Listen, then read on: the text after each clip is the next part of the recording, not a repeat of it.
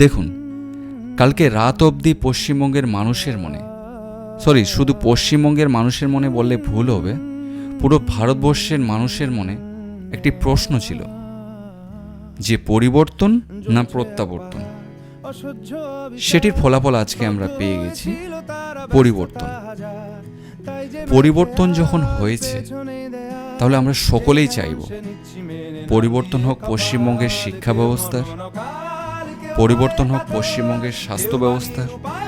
সহায় হয়ে পাথর আর কবে, আর কবে, আর কবে, আর কবে, আর কবে, আর কবে, আর কবে, আর কবে, আর কবে, আর কবে, আর কবে, আর কবে কণ্ঠ শক্তি পাবে, আর কবে, আর কবে চিত্ত স্বাধীন হবে, আর কবে, আর কবে সিক্ত হবে হৃদয়, আর কবে, আর কবে শির উঠে দাঁড়াবে, আর কবে, আর কবে।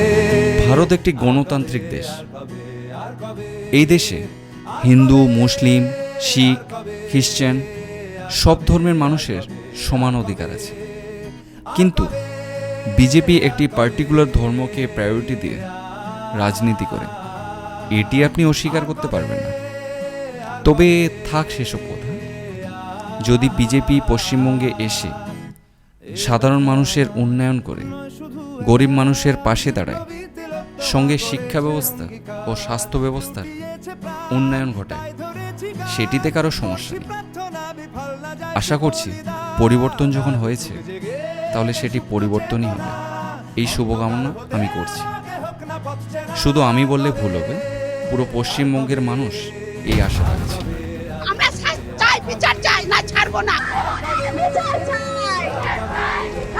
Rape should be treated as a rape and a rapist should be hanged till the death. सबका एक ही नारा है, reclaim the night, reclaim our rights.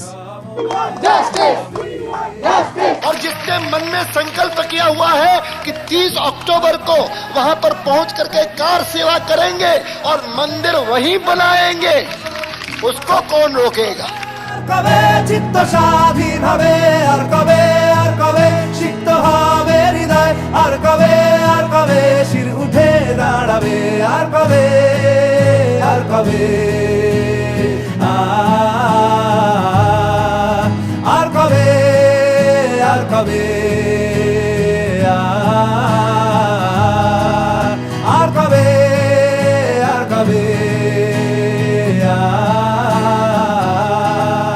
আর কবে, আর কবে,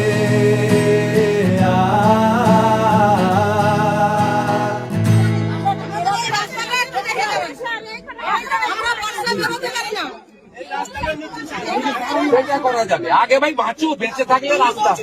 সব হিন্দু ঘরে ধ্বজ লাগাতে হবে কাল সকালের মধ্যে, সব হিন্দু ঘরে ধ্বজ উঠবে, একদম সেপারেট করে দাও এখানকার এই সব জেহাদি মৌলবাদীদের সাথে আমাদের হিন্দুদের। আর সব মন্দিরে মাইক টাঙাও এবং হর্ন দাও গোটা গ্রামে, প্রত্যেক শাঁখ বিতরণ করো। ধর্ম পরিবর্তন করতে হবে, এখনো পর্যন্ত ওরা ধর্ম পরিবর্তন করতে হবে। নমস্কার, আমি ফরিদ হাসান।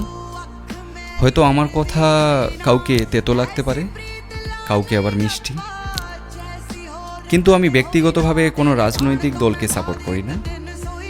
যে রাজনৈতিক দল মানুষের কল্যাণ করবে, গরিব মানুষের পাশে থাকবে, সেই দলকে সাপোর্ট করব।